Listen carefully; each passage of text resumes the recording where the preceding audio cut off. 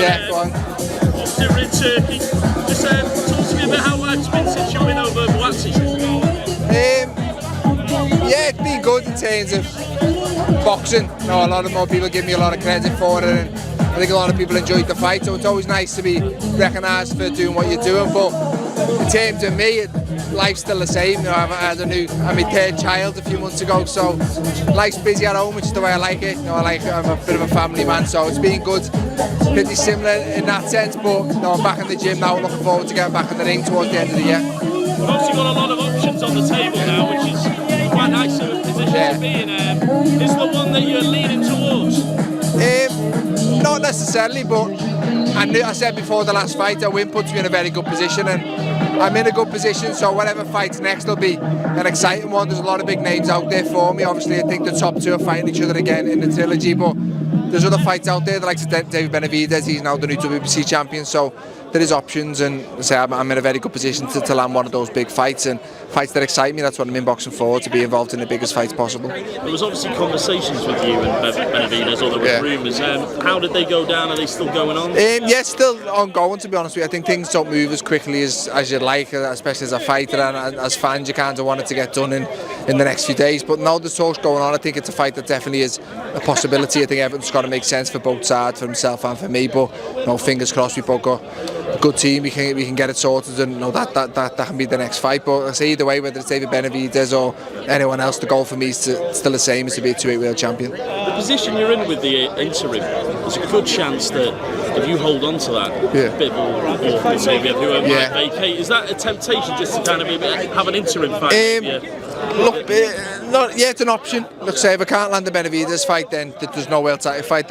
All the other belts are in that the other fight. So an interim fight in the meantime, and then you know, when the rematch happens, then the winner will be ordered to defend against me.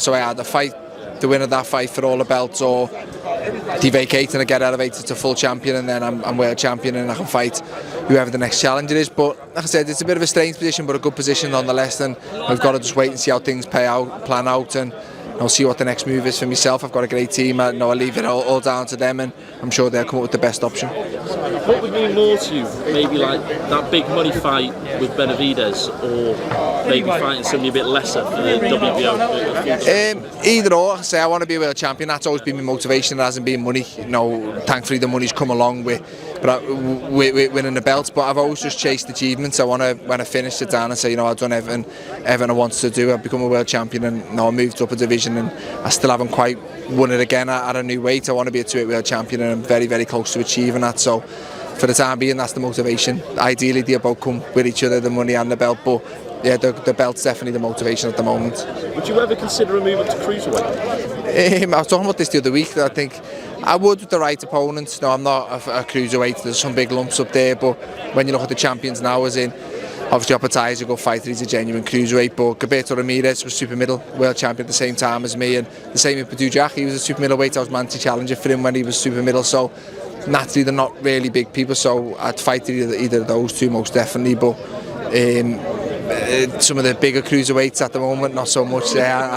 I'm a super middle who's moved to light heavyweight, so yeah, but it's definitely an option, but not the minute the goal is to be a 2-weight world champion at light heavyweight. Sorry. Last one from me. That Anthony Yard fight has been discussed, or is there anything of truth to that at all? No, to be honest with you, no.